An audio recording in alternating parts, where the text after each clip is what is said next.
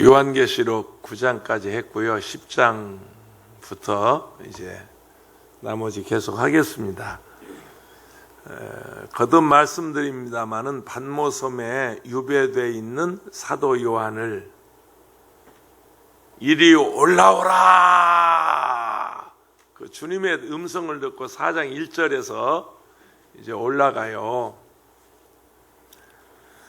물론 이렇게 육체가 변화돼서 올라갔다 그렇게 말하면 이단입니다. 그건 아니고요. 주님의 그 환상 중에 그럽니다. 이상 중에 그래요. 성경에 그렇게 돼 있어요. 환상 중에 보니까 patmos섬에 유배되어 있는 사도 요한은 어느 주일날 아침에 올라오라고 그래서 열려진 그 하늘문을 통해서 이제 올라가서 미래 되어질, 앞으로 되어질 일을 보여주시는데, 세 번의 큰 재앙이 있어요. 7 인의 재앙, 7 나팔 재앙, 7 대접 재앙, 이런 재앙이 이제 3번 있는데, 두루마리를 펴서 이렇게 책을 열어보니까, 그런데 여기 중요한 어떤 메시지가 있어요. 그 재앙이 왜 있냐면 이겁니다. 그 여러 번 경고하고 예수 믿어야 된다고 말하고 또 여러 차례 가서 권고하고 가족이나 이웃이나 질가가 친척이 가서 예수 믿어야 된다고 얘기해도 끝까지 안 믿는 사람이 있어요. 발장 다 나는 안 믿어. 너나 믿어. 너나 믿어. 아니 너나 믿어. 그래 차라리 그건 괜찮아. 너도 믿지 마. 이런다니까. 그런 아주 완악한, 바로같이 강팍한 그런 사람들을 깨닫게 하시느라고 재앙을 내리는데 그 재앙의 강도가 점점 높아져요. 강도가 세져요. 10도에서 20도, 20도에서 30도, 40도에서 50도, 100도, 200도, 300도 펄펄 끓는 이제 그런 재앙이 임하는데, 또 한 가지 중요한 것은 그 엄청난 환난 가운데서, 그 엄청난 재앙 가운데서 하나님이 당신의 백성들을 보호해 주세요. 그게 계시록의 전개예요. 계시록의 그림이에요. 하나님이 당신의 백성들을 보호하시고 그리고 불신자는 심판하시는, 아멘이십니까? 그게 요한계시록의 어떤 이게 말하자면 스토리란 말이에요. 얘기란 말이에요. 역사란 말이에요. 스토리, 역사예요. 그런 걸 지금 이제 한 장 한 장 지금 나눠가고 있는 겁니다. 6째 나팔과 7째 나팔, 6째 나팔 불었죠? 그리고 마루의 탄자들 지난번 나왔죠? 이게 6째 나팔과 7째 나팔을 불기 전에 그 막간, 항상 이 7 인의 재앙과 7 나팔 재앙의 막간, 또 7 나팔 재앙과 7 대접 재앙의 그 막간, 그 중간중간 일어나는 일들이 오늘 이제 10장부터 11장까지 나옵니다. 10장 1절부터 11장 14절까지가 막간, 6째 나팔을 불고 7째 나팔을 불기 전에 일어나는 그 막간 있잖아요. 막간이라는 거. 막간을 이용해서 말씀드리겠습니다. 그런 거예요. 특별히 오늘 10장 1절부터 11장 14절까지가 그 막간에 일어나는 사건인데, 10장에 보면 그렇습니다. 하늘에서 힘센 천사라 그래요. 힘이 센 천사. 보통 천사가 아니에요. 그냥 뭐 찬송하는 천사가 아니에요. 천사들이 막 찬양도 하고 그랬잖아요. 내 천사가 찬양, 뭐 마귀로도 등장하고. 그런데 여기 등장하는 힘센 천사, 힘이 센 천사, 이게 이제 10장에 나오고요. 하나의 힘센 천사의 11장에는 이제 성전과 두 증인에 관한, 두 증인, 이제 그런 말씀이 11장에 이렇게 전개, 이 막간에 있는 얘기인데요.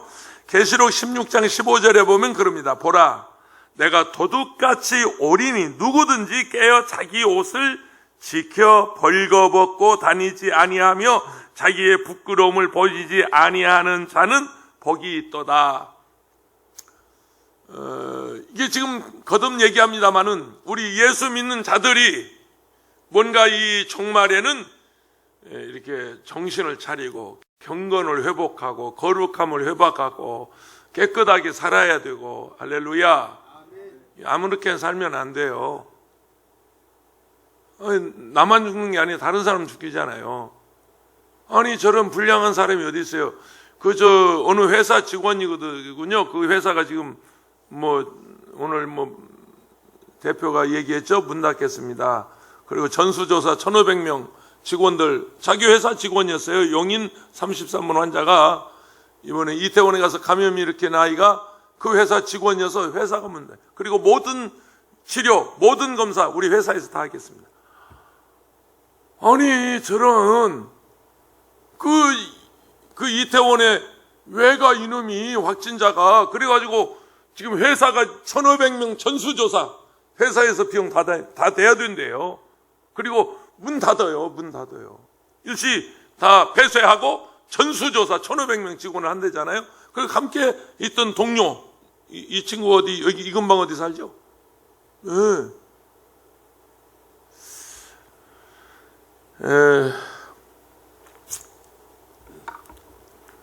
그러니까 우리 예수 믿는 사람들이 이건 꼭 기억하세요. 성경에서 말씀하시는 모든 경고는 우리에게 하시는 말씀이에요. 불신자를 경고하지 않았어요. 불신자, 야 이거 너 안 믿으면 죽어, 그러지 않았어요. 이러니까, 세상이 이러니까 우리가 정신 차리고 깨어 근신하고, 아멘, 우리가 바로 살자, 할렐루야. 그 얘기예요. 그 얘기예요. 성경은 우리 믿는 자들을 위한 역사고 믿는 자들에게 주시는 말씀이지 예수 안 믿는 사람하고는 관계가 없어요. 아무 상관없어요. 조계 중에 스님한테 주신 말씀 아니에요. 그러니까 우리가 이런 재앙을 보면서, 이런 환난을 보면서, 우리가 어떻게 살아야, 지금 그거 깨닫는 거 아니에요? 우리가 어떻게 행동해야 되겠다, 우리가 그런 거 다짐하는 거 아니에요? 이거 바로 살아야 되겠다, 우리가. 그 얘기예요. 이번 주일날도 설교를 지금 준비해 놨는데요. 좀 들어보세요. 주일날 와서 좀 들어보세요. 얼마나, 글쎄, 여러분은 내 설교를 어떻게 듣는지 모르겠습니다만 나는 정말 심혈을 기울여서 내가 논문을 쓰듯이 전부 팩트 전부 확인하고요. 이번 주일 설교 제목이 하나님을 닮은 사람입니다. 그러니까 사람이 어떻게 지음받냐? 하나님처럼 지음을 받았다니까. 하나님을 닮은, 나와 여러분의 인성이 이게 하나님을 닮은 거예요. 하나님을. 이 하나님을 닮은 사람이 하나님처럼 살아야 하나님의 자녀지. 이게 아무렇게나 이렇게 살면 되겠습니까? 그거예요. 이번 주일 설교도 하나님을 닮은 사람입니다. 중요한 설교입니다. 꼭 들어보세요. 삼위일체가 뭔가를 나름 설명한다고 했는데, 한다고 지금 하고 있는데, 워낙 어려운 교리라 돼서 하나님이 누구신가, 사람은 왜 지었는가, 이런 얘기, 본질적인 얘기를 목회를 좀 하다 보니까 이 본질이 중요하더라고요. 우선 우리가 병 고치고 복을 받고, 이건 그냥 본질에 충성하면 저절로 오는 거예요. 아멘. 여러분이 바로 신앙생활하면 이런 세상에 있는 것들은 영혼이 잘 되면 범사가 잘 되고요, 강건해요. 할렐루야. 떨지 마세요. 영혼이 잘 되면 다 잘 되게 돼 있어요.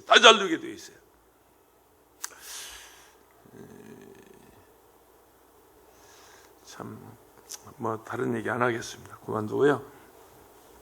꼭 뭔가 한마디 하고 싶었는데 또 잔소리 한다고 할까봐 통과하겠습니다. 그러니까 재앙으로 불신자들을 심판하시지만 그 재앙 중에도 예수 믿고 구원받은 사람들은 아주 특별하게 하나님이 보호하신다.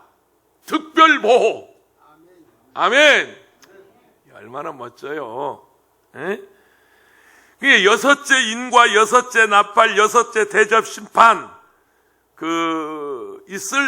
심판에 있을 성도들을 위로하면서 특별히 위로만 하는 게 아니야. 오냐, 이거 조심해라. 그게 아니에요. 이 험한 세상에서 우리가 해야 할 사명도 하나님이 주셨어요. 그 사명도 주셨어요. 그러니까 이럴수록 우리는 우리의 사명을 깨달아야 돼요. 사명 깨달아야 돼요. 오늘 시대를 살아가는 우리가 해야 할 사명이 무엇인가를 오늘 본문도 얘기하고 있는데 세 가지 제가 나누어서 말씀드립니다. 그 첫째가 힘센 다른 천사가 하늘에서 내려왔다. 10장 1절입니다. 읽은 말씀인데요. 내가 또 보니 힘센 다른 천사가 구름을 입고, 예수님은 구름을 타고 그랬는데 구름을 입고, 조금 달라요. 구름 타고 오는 거하고 구름을 입고 왔다. 그러니까 구름 속에 오셨단 말이에요. 구름을. 근데 이 구름을 저 신천지처럼 구름대 같이 모인 사람이다, 이렇게 막 엉터리로 해석하더라고요. 내가 제 서재실에요, 계시록에 관한 책이 나중에 한번 찾아보세요. 몇 종류는 수십 권 있습니다. 수십 권. 계시록에 관한 책만 수십 권 있는데, 이걸 정확하게 이렇게 성경적으로, 성경은 문자적이고 문법적이고 역사적이 한다. 어떤 사람은 전부 영적으로만 해석하니까, 요한계시록 성경이 영의 말씀이죠. 성령의 감동으로 말씀하신 거죠.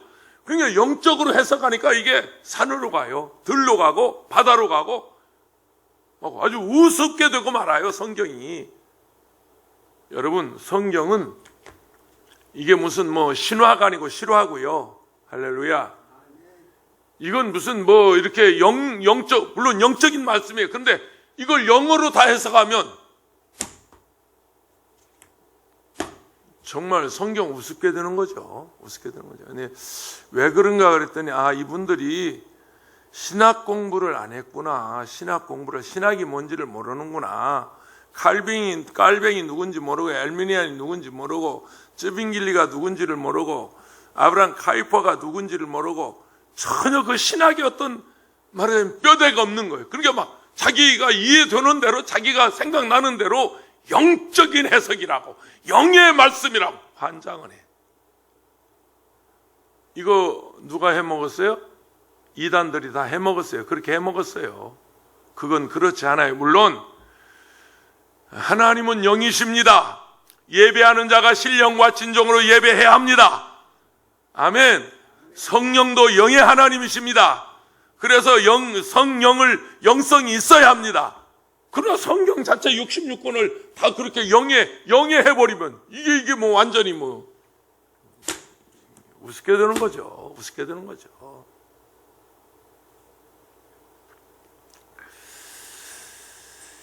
천사가 구름을 입고 하늘에서 내려오는데 그 머리에 무지개가 있고, 보세요. 무지개 그 모습에, 그 얼굴은 해와 같고가 많은데 그 발은 불기둥 같으며, 그러니까 사도 요한이 또 내가 또 보니 그러잖아요. 내가 또 보니. 이게 요한은 이 본다는 말을 자주 사용했어요. 그래서 또 보니까 또 이후에 보니, 저 이후에 보니, 그런 일이 있은 후에 보니, 또 보니 그럽니다. 그러니까 사도 요한을 전국에 초청해서 되어질 일을 보여주시기 때문에 또 봤다. 뭘 새로운 장면을 봤다. 내가 이걸 봤다, 저걸 봤다. 그런데 이 지금 오늘 본문은 새로운 장면을 보면서 앞에서도 7천사 가운데 6천사가 나팔을 불 때 일어나는 광경을 이미 보았어요. 근데 요한의 눈앞에는 다른 장면이 펼쳐져서 보니까 힘센 다른 천사가 하늘에서 내려오는데 내가 보니 구름을 입고 구름 속에서 오더라. 계시록 5장 2절에 보면, 또 봄에 힘있는 천사가 큰 음성으로 외치기를, 누가 그 두루마리를 펴며 그 인을 떼기 합당하냐. 이미 5장에서 힘있는 천사, 그러니까 힘있는 천사를 이미 봤어요. 그런데 그 천사하고 다릅니다. 또 다른 천사 그래. 그래서 이게 같은 천사로 보면 안 된단 말이죠. 5장에 힘 있는 천사와 힘센 10장에 힘센 다른 천사 그래. 다른 천사. 그게 분명히 그렇게 해놨는데 막 5장 갖다 뜯어부서 붙이고 1장 가서 뜯어붙이고 이러면 뭐 성경 조각되는 거죠. 걸레 조각되는 거죠. 근데 대부분 영예하는 사람들이 그렇게 갖다 붙입니다. 여호와 증인들이 그렇게 갖다 붙입니다. 신천지가 그렇게 갖다 붙입니다. 통일교가 그렇게 갖다 붙입니다. 막 성경을 여기저기서 뜯어다가 막 갖다 붙이는 거예요. 걸레 조각되는 거예요. 그게 아니에요. 내가 늘 말씀드리지만 성경은 성경으로, 책은 책으로, 모세오경은 모세오경에서, 계시록은 계시록에서, 그리고 다니엘서는 다니엘서, 역사서는 역사서, 선지서는 선지. 책은 책으로 보아야 전후가 맞는 것이지. 이걸 뭐 계시록을 설명하면서 창세기 갖다가 막 태초에 하나님의 신이 수면에 운행하시니라 이걸 막 갖다 붙여놓고 이러면 산으로 가죠. 걸레 조각되죠. 보세요. 이게 계시록 5장 2절에 또 봄에 힘 있는 천사가 나오는데 여기는 10장 1절에는 힘센 천사. 근데 힘 있는 천사는 하늘에서 큰 음성으로 하나님의 오른손에 두루마리를 펴 그 인을 떼기에 합당한 자가 누구인지를 찾았어요. 5장에서. 근데 본문에서 하늘에서 내려온 천사는 그때와 다른 천사로서 하늘에서 내려오는 힘센 천사는 하나님 앞에서 7 천사와도 다른 천사. 그래서 이미 언급한 천사들과는 다른 천사, 또 다른 천사. 아멘. 이렇게 쉽게 해석해도 저 말이 뭔 말이요? 그러면 나 몰라. 알아서 해요. 그런데 놀라운 것은 보세요. 지금까지는 하늘에서 하늘의 광경을 보았는데 지금 오늘 이 본문 1절은 사도 요한이 하늘에서 보는 장면이 아닙니다. 하늘에 보는 장면이 아니고 또 다른 천사가 하늘에서 내려온 것이 아니고 하늘에서 내려오는 것을 보았다. 뭐가 달라요? 땅에서 지금 보고 있단 말이에요. 그러니까 지금까지 다른 광경을 볼 때는 하늘에서 되어질 일을 봤는데 지금 이 10장 1절에 또 다른 천사는 내려오는 것을 보았다. 할렐루야. 이해가 되시나요? 산 위에서 본 게 아니고 산 안에서 저 산 위에서 내려오는 것을 보았다. 내려가는 것을 본 것이 아니고 내려오는 것을 보았다. 아멘. 그래서 성경은 문자적이고 문법적이고 역사적이야 한다. 그래야 성경 바로 해석한다. 막 갖다 붙이면 안 된단 말이죠. 이 확실히 문법적으로 문자적으로 이렇게 구분이 돼 있는데 이거 딴소리하면 안 되죠. 그러니까 무슨 얘기냐면 사도 요한은 이미 반모섬에 유배됐을 때 시공간을 초월해서 지금 움직이는 거예요. 하늘에서 가서 미래 되어질 일을 보고 또 하늘에서 내려오는 것을 또 땅에서 보고 시공간을 초월해서 지금 이 장면들을 사도 요한은 보고 있습니다. 이 다음에 나오는 성경이 있는데요. 하늘에서 내려온 천사에게 다가가서 다가가서 천사의 손에 있는 두루마리 책을 받아서 먹어버리는, 막 말씀을 먹어버리는 그런 장면이 다음에 나오는데 다음 주에 하겠습니다. 요한이 땅에 유배되어 있었지만 어느 주일 아침에 올라오라는 주님의 음성을 듣고 하늘에 초청돼서 될 일을 요한계시록 4장 1절에 보면 그렇게 돼 있어요. 넘어가요. 계시록 4장과 5장에서 하늘나라 광경을 기록했고 계시록 6장에서 9장까지는 7인을 떼고 6 천사가 나팔을 불어요. 거기까지 봤어요. 그리고 계시록 4장에서 9장까지 나오는 내용은 요한이 하늘에서 환상으로 보았던 광경들이지만 본문 요한계시록 10장부터는 땅으로 옮겨와서 지금 환상을 보고 있는 거예요. 땅에 내려와서 되어질 일을 보고 있는 거예요.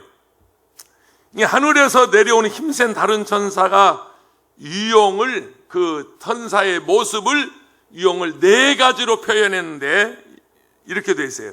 구름을 입고 하늘에서 내려왔다. 그 다음에 그 머리 위에 무지개가 있었다. 그 무지개가 있었다. 그리고 그 얼굴은 해와 같다. 해 같고 해와 같이 빛났고, 그 다음에 그 발은 불기둥 같았다. 1절에 지금 4가지 하늘에서 내려온 천사를 보니까 머리에 무지개가 있고, 또 구름을 입고, 그 다음에 얼굴은 해같이 빛나고, 그 발은 불기둥 같다. 이게 무슨 얘기냐면 마태복음 24장 30절에 보면 그럽니다.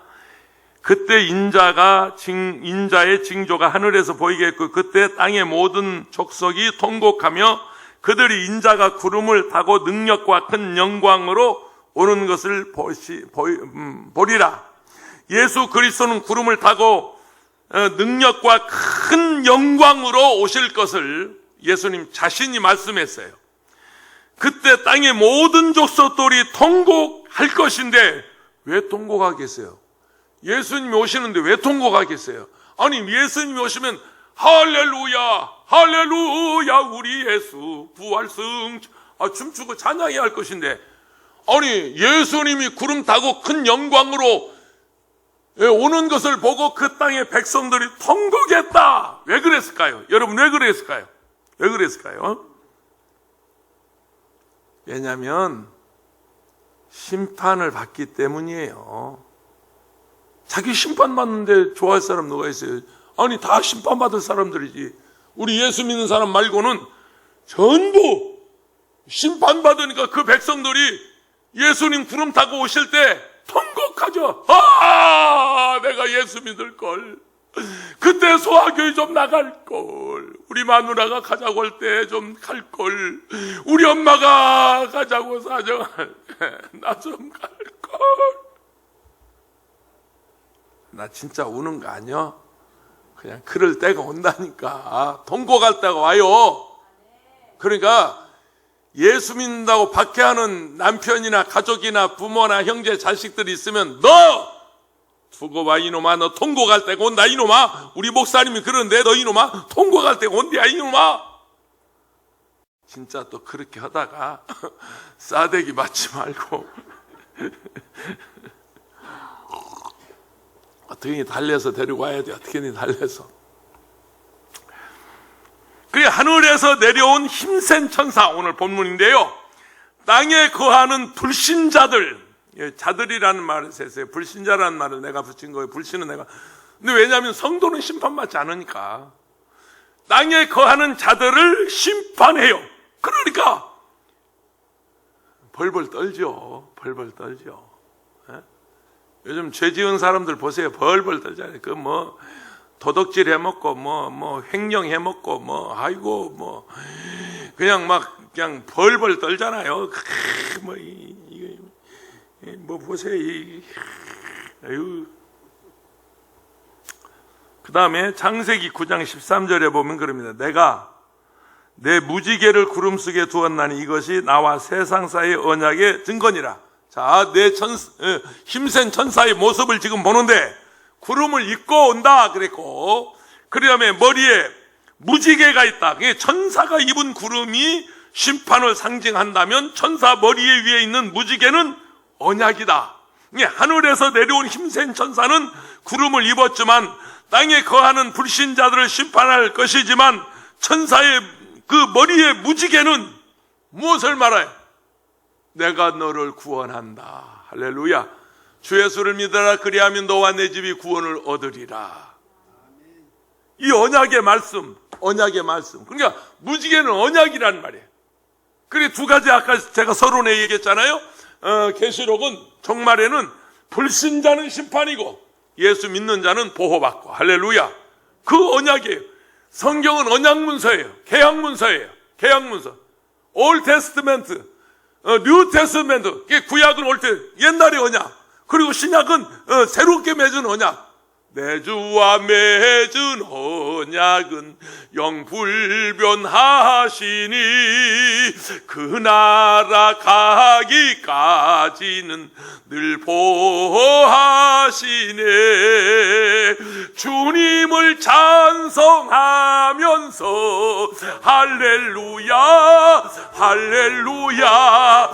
내 앞길 멀고 험해도 나 주님만 따라.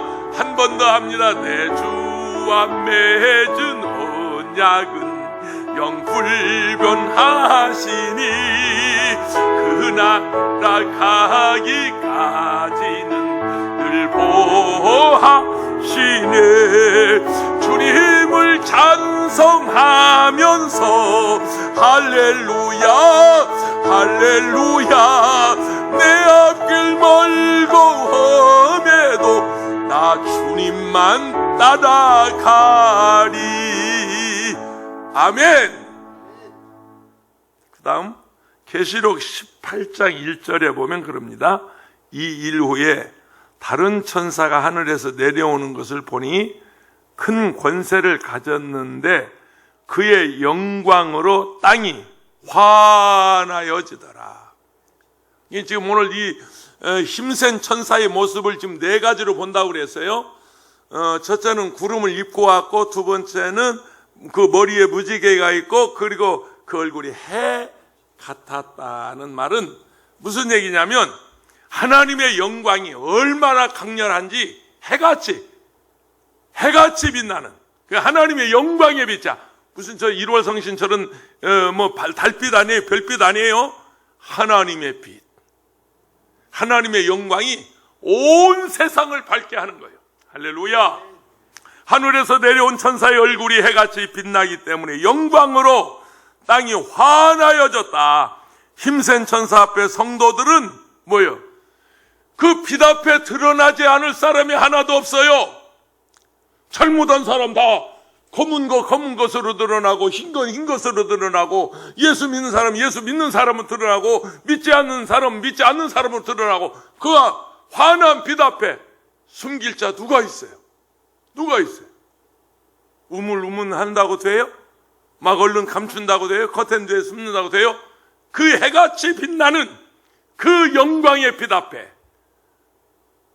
사실은 우리도 버림을 받아야 마땅함에도 불구하고, 그럼에도 불구하고 한 가지, 예수 믿었기 때문에 저 큰 각 나라와 방언과 족속과 아무라도 능히 셀 수 없는 큰 무리가 오는데 그들이 입은 옷이 무슨 옷이냐?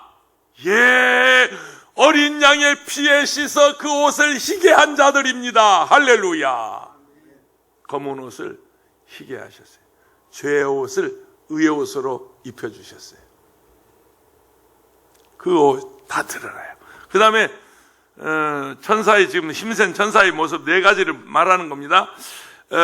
출애굽기 13장 22절에 낮에는 구름 기둥 밤에는 불 기둥이 백성 앞에서 떠나지 아니하리라.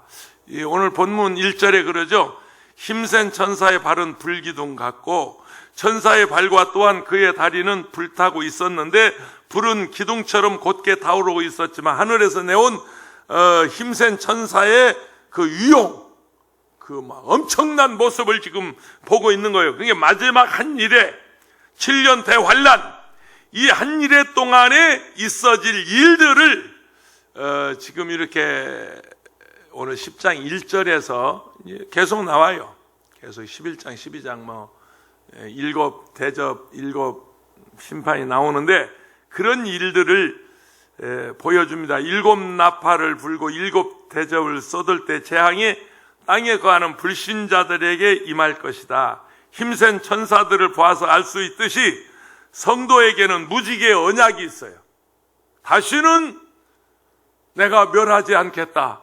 다시는 내가 망하지 않게 하겠다. 할렐루야. 아멘.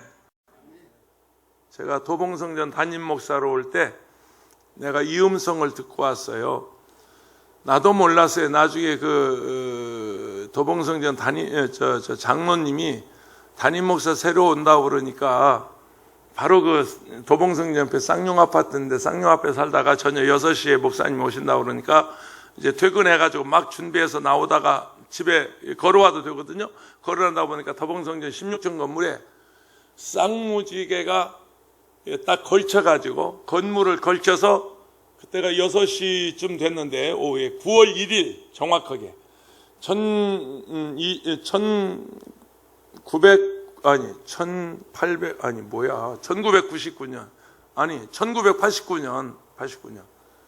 1999년 9월 1일 일기 보면 알아요. 이렇게 쭉 있는데 무지개가 딱 걸친 걸 보고, 이 양반이 원래 아마추어 사진작가예요. 근데 카메라를 보니까 없더래요. 뭐 지금처럼 핸드폰이 있던 때가 아닌가. 근데 자동차 안에 휴대용 카메라 조그마한 거 가지고 그걸 딱 찍었어요. 건물 도봉성전을 걸친 쌍무지개를 딱 찍어서, 그것도 오랜 후에 한 몇 주가 지난 다음에, 몇 달 이렇게 지난 다음에, 목사님 사실은 이게 사진이 제대로 안 나와서 제가 진정 못 드렸는데 이런 일이 있었습니다 하고 사진을 가져왔어요. 그때 그 사진에다가 제가 몇 자 적어서 이렇게 지금 우리 집에 가면 판넬로 그 사진과 함께, 판넬 정도가 아니라 지금 천국 가신 송파에 사는 어느 어른이 계시는데, 이분이 금물로 붓글씨를 썼어요. 금물로 쓰는 글 있죠? 금물 가지고 붓글씨를 써서 이렇게 액자를 만들어 주었습니다. 거기에 그런 얘기가 있어요. 번시무지개는 언약의 표시건을, 제가 그때 그냥 생각나는 대로 나도 시를 쓰려면 쓴다니까 안 써서 그렇죠. 어디 갔어 저 김광순 권사, 자기만 시 쓰냐, 나도 쓴다. 번시무지개는 언약의 표시건을, 이제 수고의 기간이 끝났다, 다시는 고생하지 않을 것이다 하면서 몇 자 이렇게 적었던 그 생각이 갑자기 납니다. 그냥 무지개는 그런 언약이란 말. 다시는 멸망하지 않겠다, 다시는 심판하지 않겠다. 할렐루야, 할렐루야. 그런 얘기입니다. 불기둥이 성도들과 있으면서 재앙들이 막아줄 것이니, 환난에서 저쪽에는 광명이요 이쪽에는 빛이라. 해가 여기는 빛이 하는데 저쪽에는 어둠이고 이쪽은 광명이고, 그 불기둥과 구름기둥이 이게 막아주잖아요. 보호해 주잖아요.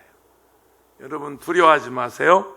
하나님 보호해 주십니다. 두 번째, 힘센 천사는 펴 놓인 두루마리를 들고 있었다. 2절 보세요. 그 손에는 펴 놓인 작은 두루마리를 들고, 그 오른발은 바다를 밟고 왼발은 땅을 밟고 그랬어요. 오른발 왼발이 바다하고 땅을 딱 밟고 있는 거예요. 꼼짝 못하게. 주님이 밟고 있는데, 천사가 밟고 있는데 누가 그걸 움직이겠어요? 그 손에는 요한이 시선이 다시 위로 올려다 보니까, 지금 땅에서 보는 장면이라고 그랬죠? 위로 올려다 보니까 힘센 천사는 한쪽 손으로 펴놓인 작은 두루마리를 들고 있어요. 그리고 하늘을 향하여 손을 들고 맹세하고, 힘센 천사의 오른손에는 작은 두루마리 든 채 손을 들어 하나님께 서원하고 있는 거요. 하나님께 지금 약속하고 있는 거예요. 힘센 천사는 펴놓은 작은 두루마리를 한쪽 손에 있으면서 손에는 펴놓은 작은 두루마리를 가지고 있었어요. 그런데 그 발은 하나는 땅을, 하나는 바다를 꽉 밟고 있는 거예요. 계시록 5장 1절에 보면, 내가 보면 보좌에 앉으시니 오른손에 두루마리가 있으니 안팎으로 썼고 그 7인으로 인봉하였더라. 두루마리는 7인을 완전하게 봉하여 있지만, 어린 양 예수가 하나님의 오른손에서 두루마리를 취하신 후에 어린 양은, 예수는 두루마리를 봉하고 있는 7인을 남김없이 이렇게 지금 떼고 있는 거예요. 인을 떼면 나팔 불고, 나팔 불고 나면 다시 대접이 쏟아지는 재앙이 임하는데, 10절에 좀 나가서 보면 이렇습니다. 계시록 10장 10절에 내가 천사의 손에서 작은 두루마리를 갖다 먹어버리니, 사도 요한이요, 내 입에는 꿀같이 달아 먹은 후에 내 배에서는 쓰게 되었더라. 그 두루마리를 먹었다는 거죠. 그리고 1장 3절에 보면, 이 예언의 말씀을 읽는 자와 듣는 자와 그 가운데 기록한 것을 지키는 자에게 복이 있나니 때가 가까움이라.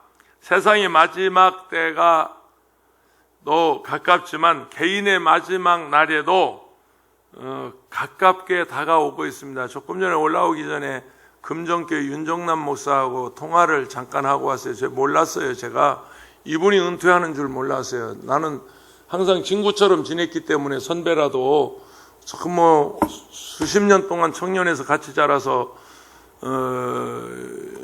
나보다 그렇게 나이가 많은 줄 몰랐네요. 올해 은퇴라고 그러네요. 그래서 이미 후임자를 정해가지고 담임 목사 설이 갑자기 유튜브에 떠서 깜짝 놀랐어요.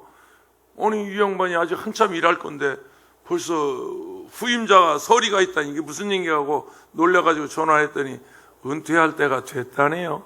올해 연말에 은퇴하는데 미리 후임자를 정해가지고 함께 1년을 말하자면 이렇게 같이 목회하는 게 공동 목회를 그리고 이제 적응하도록 그래서 후유증 없이 교회를 물려주려고 아마 그렇게 한 것 같습니다. 천년 말년 목회할 줄 알았는데 천년 말년 살 줄 알았는데 그렇지 않단 말이에요. 그러니까 이 우주의 종말도 가깝지만 나와 여러분의 종말도 가깝다. 나도 얼마 안 있으면 은퇴하니까 걱정들 어찌들 마셔이 할래 조금만 참어이 비기 싫어도 조금 참어이 나도 은퇴할 거니까 얼마 안 남았어요. 얼마 남았냐? 별들에게 물어봐. 참. 자 보세요. 2절 그 오른발은 바다를 밟고 왼발은 땅을 밟고 힘센 천사는 오른발로 바다를 밟았고 왼발로는 땅을 밟았고 그러니까 뭐예요? 세상을 밟고 있는 거예요. 꽉 밟고 있는 거예요. 이게 지금 무슨 징조일까요? 심판하겠다는 거 아니에요? 힘센 천사는 불기둥 같은 오른발로 깊은 바다를 밟고 있어요. 불기둥 같은 왼발로 넓은 땅을 밟고 있어요. 그리고 요한은 세상이 불타는 것처럼 보였어요. 딱 받고 꼼짝 못하고 있는데 이 세상이 이게 완전히 불타는 거죠. 지금 불바다 되는 거죠. 처음에 인을 떼일 때 4분의 1 사람이 죽었어요. 그 다음에 이제 9장에 와서 3분의 1 사람이 죽어요. 그러니까 절반 40% 이상의 인류가 죽어나가요. 그런 일이 있을 수 있을까? 목사님 너무 말을 심하게 하네? 그럴지 모르지만 두고 보세요. 그런 날이 와요. 이번 코로나 보니까 원자폭탄 쓰지 않아도 미사일 쏘지 않아도 얼마든지 그런 일이 가능하겠어요. 막 죽어가는데 지금도 여기 아침에 제가 오늘 새벽기도 시간에 읽어드렸죠. 페루의 우흥섭 선교사한테 온 문자 한 가지 더 기도를 부탁했더라고요. 오늘 새벽에 우흥섭 선교사한테 내가 보냈거든요. 목사님 우리가 특별 새벽기도 기간인데 이렇게 기도했습니다. 큰일이네요. 기도하겠습니다 하고 예 목사님 기도 부탁드립니다. 다시 하나 부탁합니다. 페루 지역에서 늘 빠지지 않고 동역해 주시던 기나 자매가 기나 자매가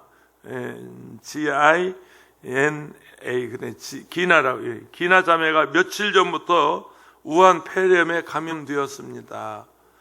이 아이가 폐렴에 감염되었습니다. 처음 엄마가 걸렸는데 가족 모두에게 옮긴 것 같다고 합니다.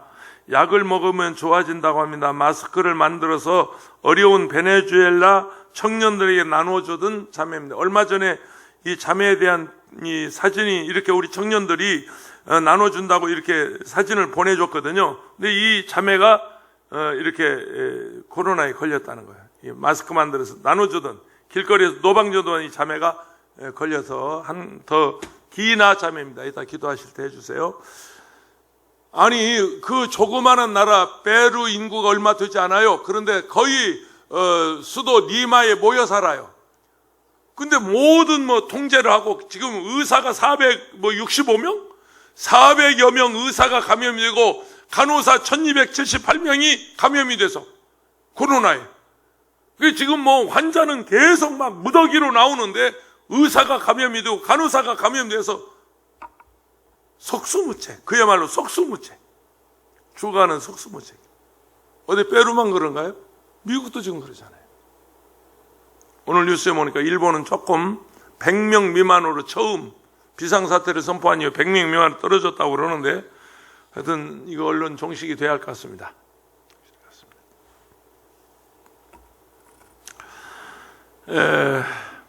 얼마든지 그런 일이 있겠다. 마지막 세 번째, 힘센 천사가 큰 소리로 외칩니다. 3절에 보면 사자가 부르짖는 것 같이 큰 소리로 외치니, 그가 외칠 때 7 우레가 그 소리를 내어 말하더라.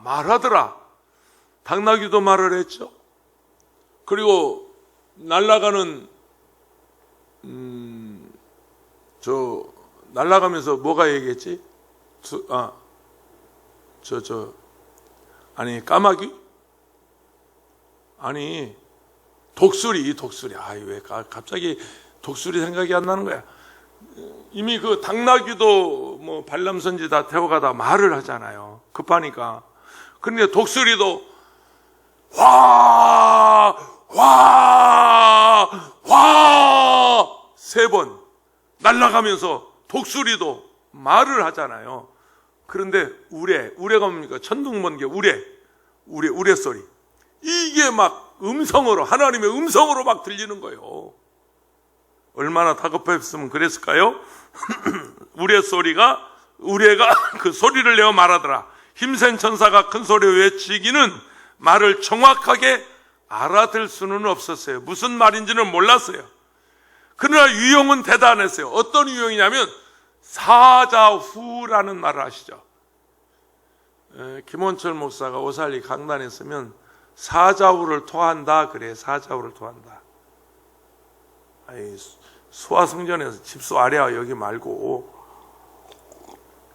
오살리 대성전에 막 10,000명씩 막 5,000명씩 모아놓고 설교할 때는 사자후를 토한다. 그게 무슨 얘기냐면 사자가 으르렁거린 것 같다. 사자가 말을 쉐마 이스라엘. 그만두겠습니다. 이 좁은 성전에서 뭐 아무리 소리 질러봐도 내 목소리만 아프지 뭐. 이게 뭐 울림이 없잖아. 울림이. 근데 이 사자가 말을 하는 것 같더라. 오늘 사자후를 토하더라 그 말이죠. 아모스 3장 4절에 보면 사자가 움킨 것이 없는데, 잡은 것이 없는데 어찌 수풀에서 부르짖겠으며 젊은 사자가 잡은 것이 없는데 어찌 굴에서 소리를 내겠느냐. 이게 무슨 얘기인지 아십니까? 여러분 사자에 대해서 연구해 보셨나요? 사자는 먹이를 잡기 전에는 조용해. 잠자는 사자 건들지 마라 그러잖아요. 잠을 자는 듯이 조용해. 폭풍전야야 고요해. 그런데 숨을 죽이고 있다가 사자는 숨을 죽이고 조용하게 있다가 먹이가 발견되면 하 하고 가서 확 그냥 뭐 들소도 물어버리고 코끼리도 물어버리고 그냥 잡히는 대로 하. 이게 사자후야. 에? 그러니까 이 사자후를 왜 토할까요? 왜 이 사자 소리가 날까요? 잘 들으세요. 힘센 천사가 사자의 부르짖음처럼 큰 소리를 외친 것은 땅의 불신자들을 말하자면 심판하는, 잡아먹는, 완전히 왁샥 그냥 와장창 중창 주자장창 하고 그냥 박살 내버리는 그런 그 무서운 사자후. 이게 무슨 뭐 설교하는 사자후가 아니에요. 그 지금 심판을 얘기하고 있습니다. 계시록 이제 10장 5절 6절에 보면 그렇습니다. 내가 본 바 바다의 땅을 밟고 서 있는 천사가 하늘을 향하여 오른손을 들고 세세토록 살아계신 이곳 하늘과 그 가운데 있는 있는 물건이며 땅과 그 가운데 있는 물건이며 바다와 그 가운데 있는 물건을 창조하신 이를 가르쳐 맹세하여 이르되 지체하지 아니하리니. 이게 무서운 지금 하나님 앞에서 심판입니다. 힘센 전사는 하늘을 향하여 오른손을 들고 하나님을 가리켜 맹세합니다. 지체하지 아니하리라. 심판을 지체하지 않겠습니다. 곧 집행하겠습니다.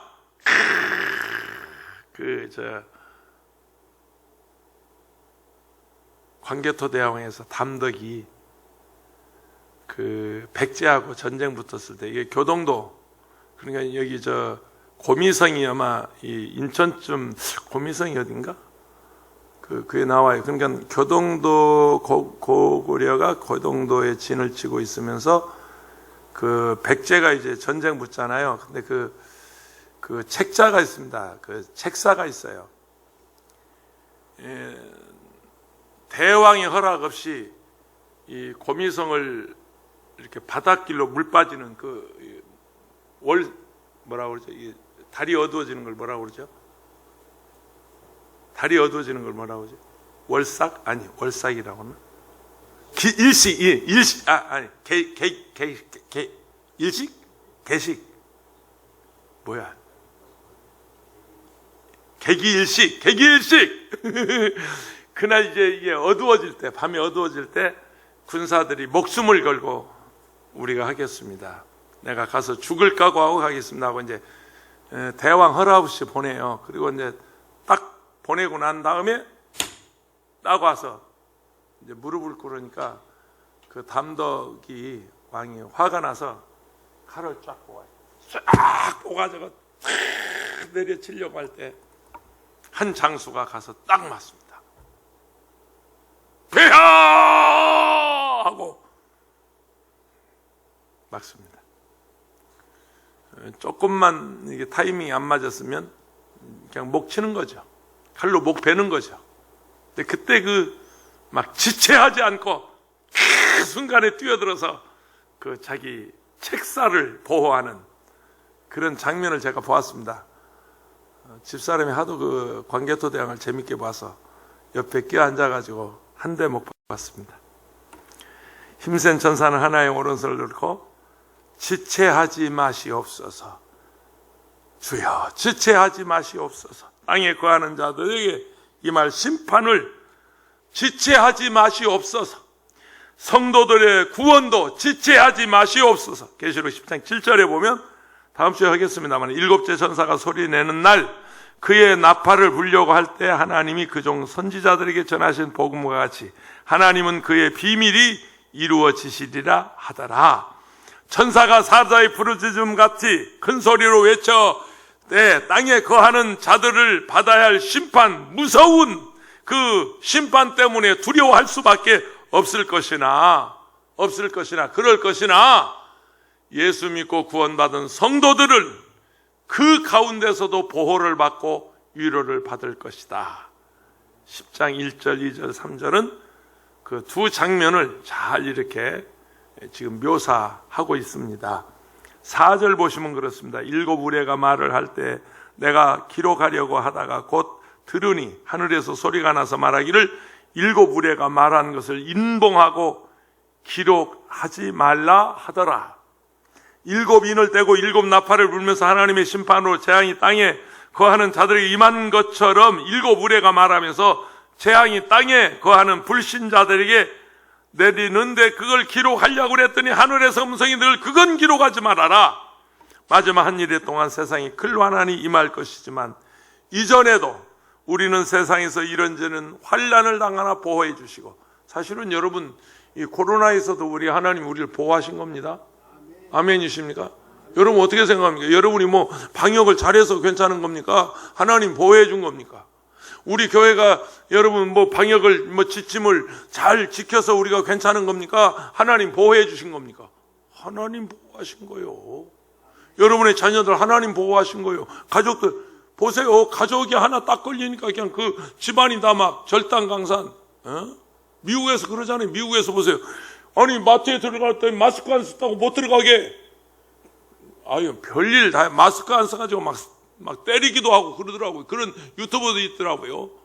저 캐나다 밴쿠버에서 아시아 계통에 젊은 여성이 길에 있는데 마스크를 안 써서 그 지나가는 백인 이 20대 청년이 막 그냥 한 방에 막 때려 눕히고 도망가 버리더라고. 마스크 안 썼다고. 마스크 안 쓰면요 길에서도 터져요. 전철에서도 내려야 돼요. 꼭 쓰고 다니세요. 하나님이 보호해 주십니다. 마스크를 썼기 때문에 보호가 아니에요. 우리가 방역을 잘했기 때문에 보호가 아니라 예수 믿기 때문에 보호해요. 할렐루야. 믿습니까?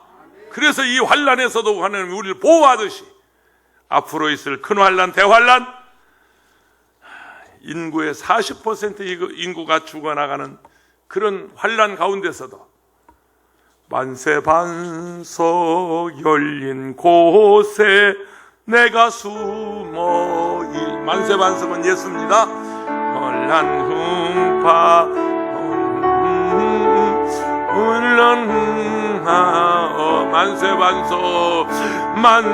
만세반석 열린 곳에 내가 편히 쉬리니 나의 반석 구주 예수 나를 숨겨 한 번 더 합니다. 만세반석